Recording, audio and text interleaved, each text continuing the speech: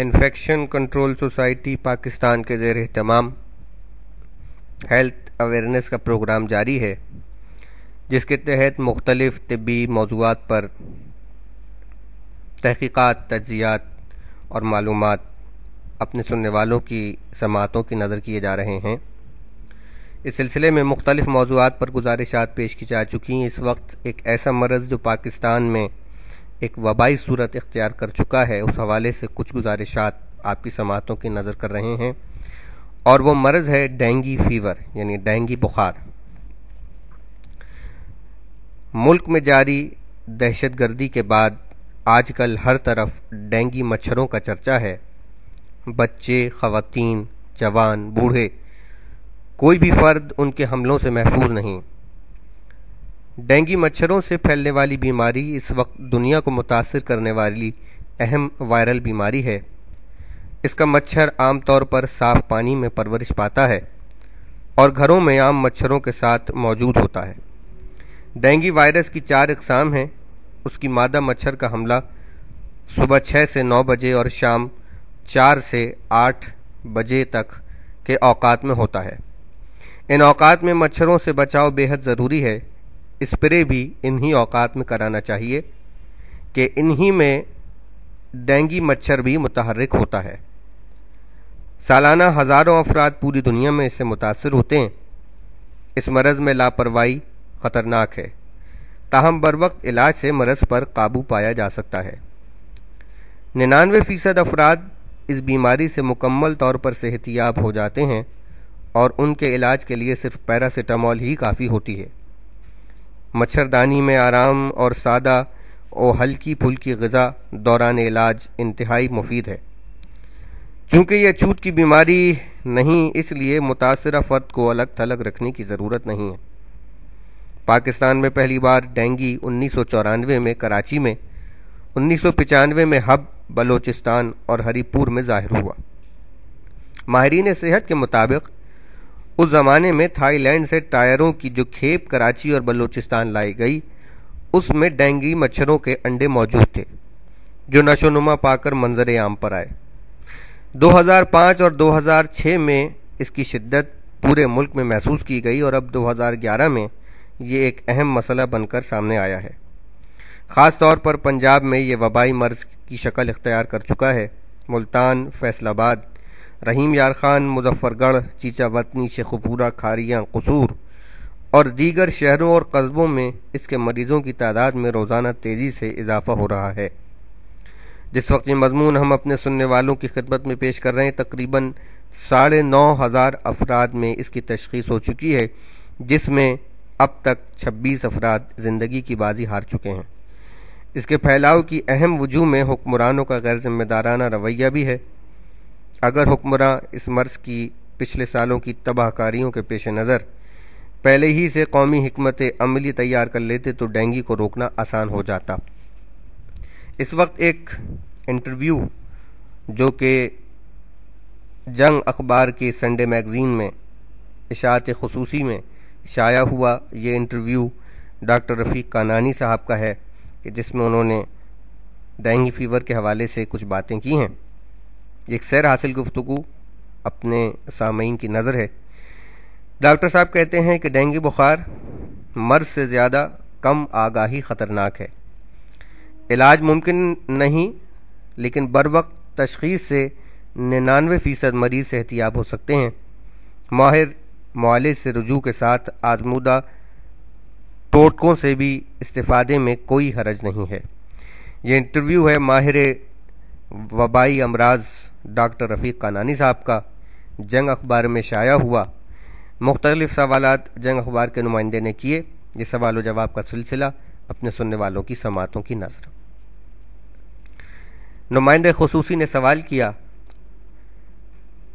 Doctor صاحب یہ فرمائیے کہ ڈینگی کے جراثیم کی کتنی اقسام ہیں، اس کا خاندان کیا کہلاتا ہے اور اس کے پھیلاؤ کا اہم سبب کیا ہے؟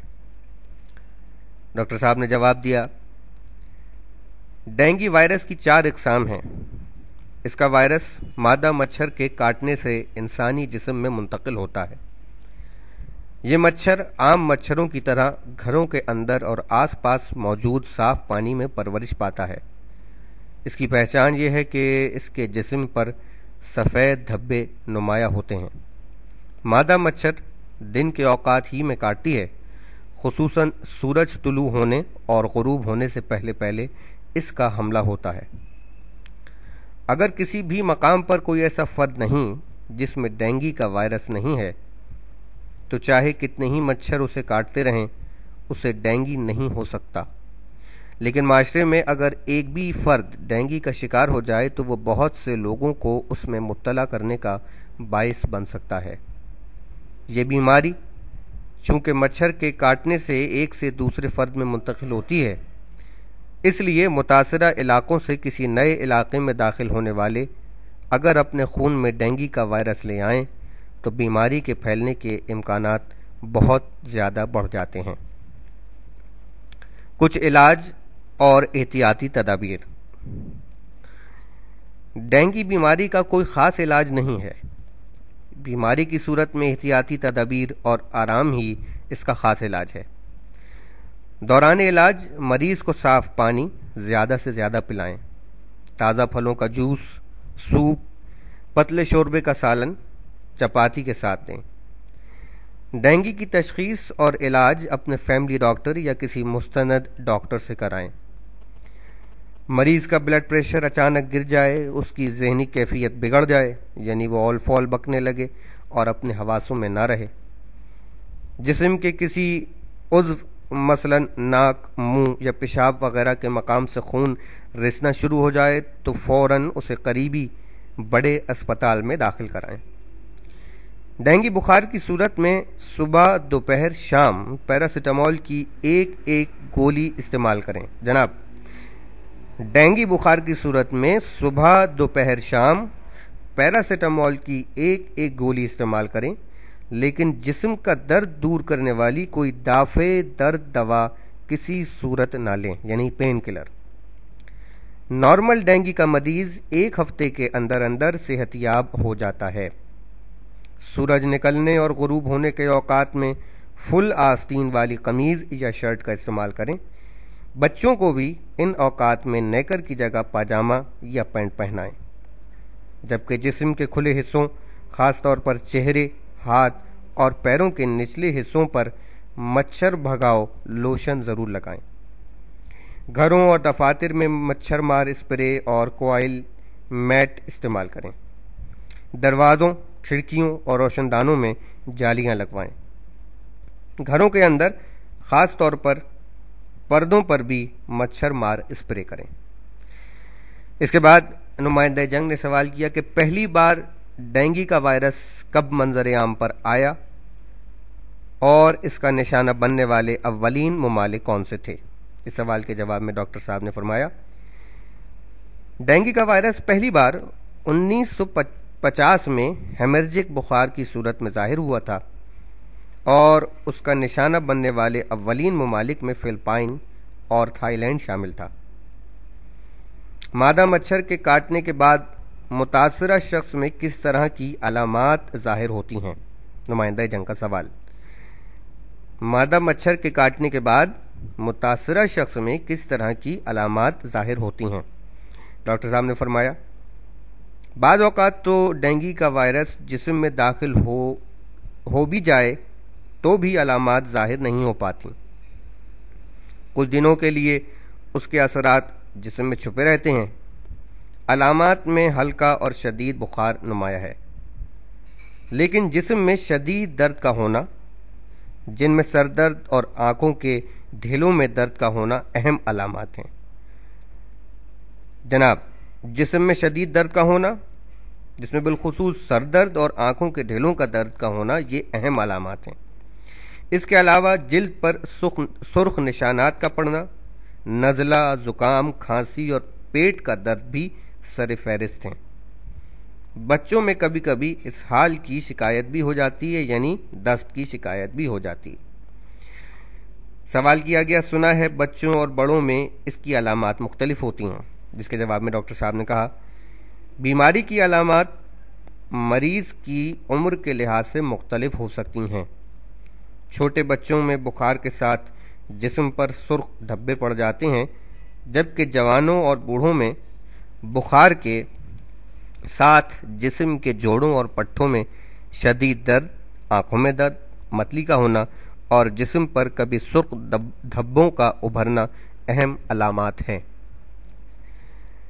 سوال کیا گیا، اس مرض کا علاج کس طرح ہوتا ہے؟ علاج کے دوران کن باتوں کا خیال رکھنا ضروری ہے؟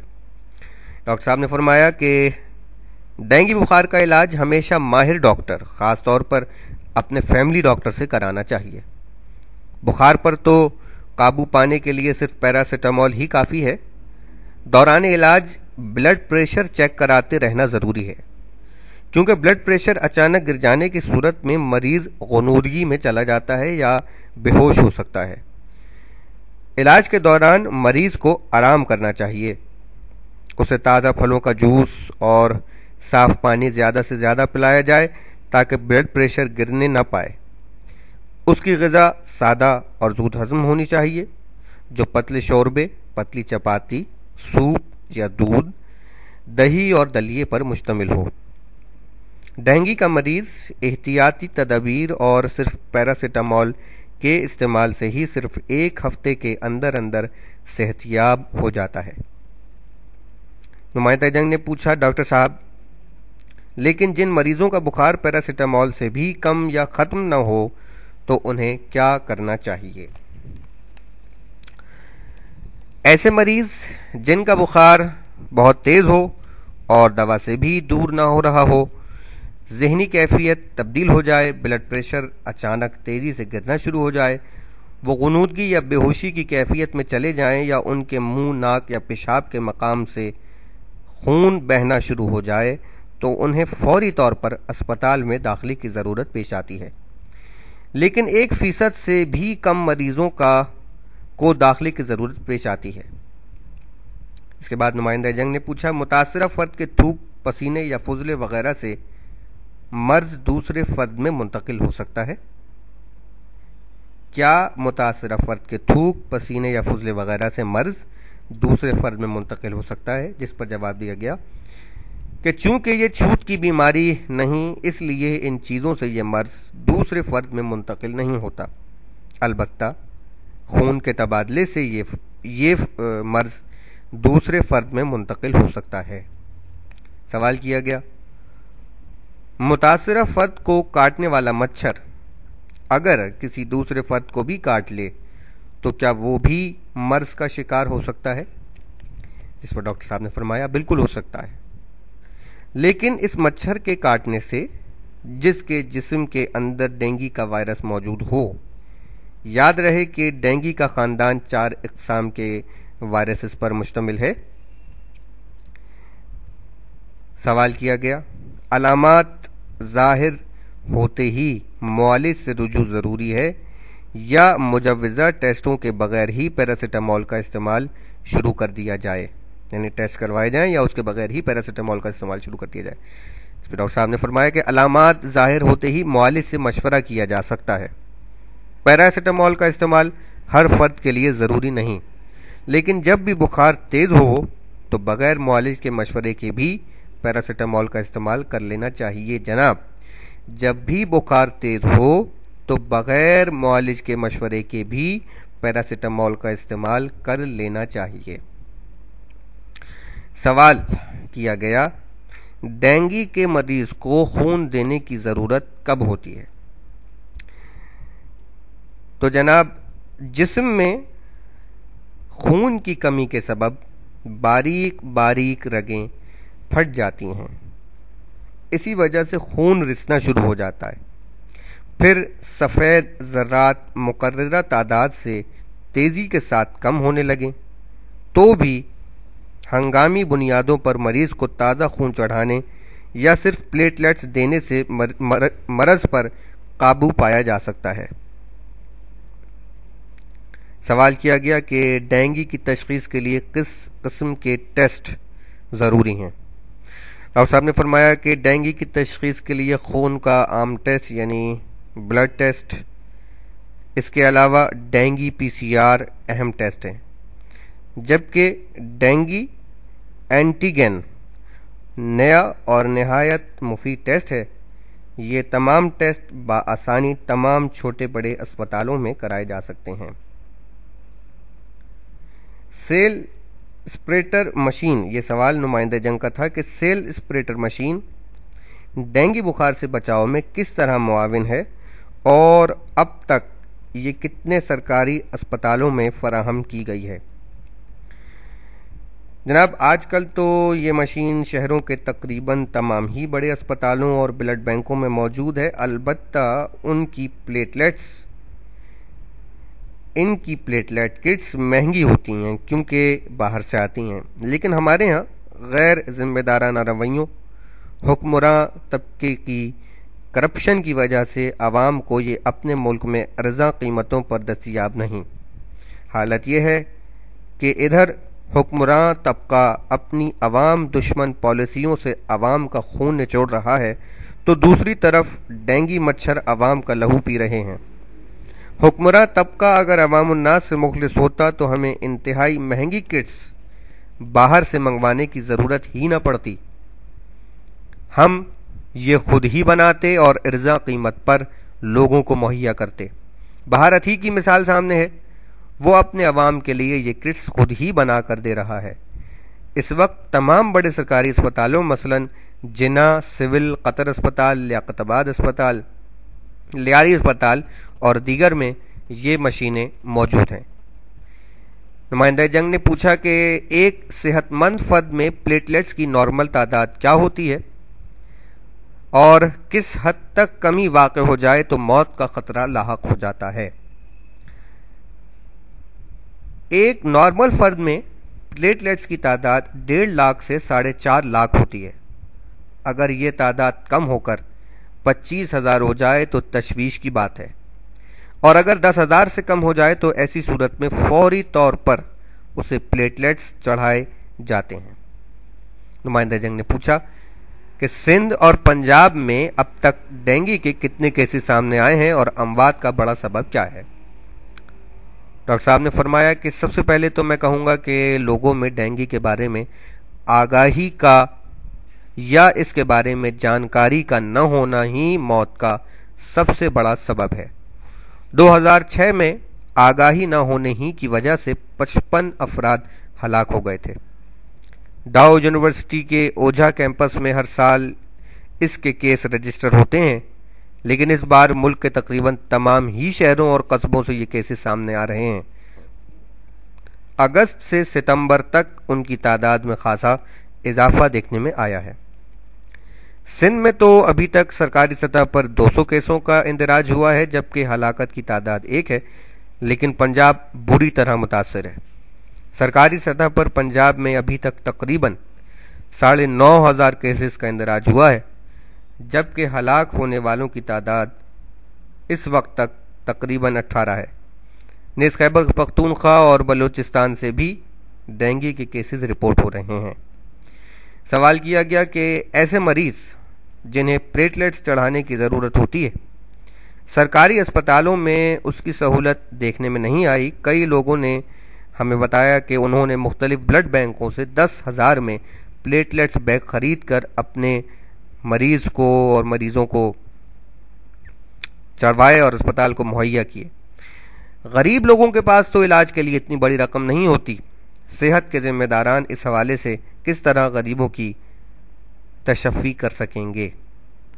جواب دیا کہ سرکاری اسپتالوں میں مستحق لوگوں کو زکوٰۃ کے ذریعے پلیٹلیٹس مہیا کیے جا رہے ہیں، لیکن اس میں بھی مسئلے مسائل کا سامنا ہے۔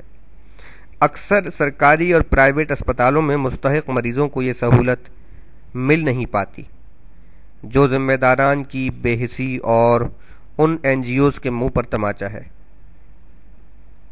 رمضان المبارک میں سرکار کو بینکوں سے زکوٰۃ کی مد میں اربوں روپے وصول ہوتے ہیں، لیکن اس کا طریقہ کار انتہائی پیچیدہ ہے کہ وبائی امراض سے متاثرہ مستحق مریضوں کو اس سے کوئی فائدہ نہیں ہوتا۔ اسی طرح عوام الناس کی خدمت کے دعوے کرنے والی مختلف ادارے اور این جی اوز اخبارات اور ٹی وی پر اشتہارات کے ذریعے کروڑوں اربوں روپے کی زکوٰۃ جمع کرتی ہیں، لیکن جب وبائی امراض پھیلنے کے سبب اسپتالوں میں مستحق لوگوں کی مدد کی ضرورت ہوتی ہے تو یہ این جی اوز اور بڑے بڑے ادارے کبھی مدد کے لیے آگے نہیں بڑھتے۔ اس وقت یہ ادارے لوگوں کو مدد فراہم کرنے کے لیے بڑے بڑے اشتہارات اخبارات میں شائع کیوں نہیں کرواتے؟ آخری سوال، پاکستان میں اب تک زیادہ تر کیسز لاہور شہر سے رپورٹ ہوئے۔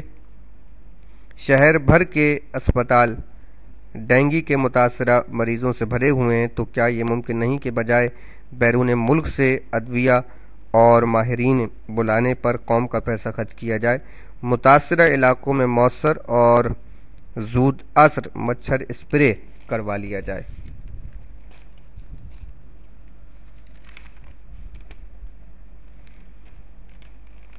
یہ خاصا تفصیلی انٹرویو ہے جو کہ یقیناً ہمارے سننے والوں کے لیے بہت کچھ معلومات فراہم کر رہا ہے۔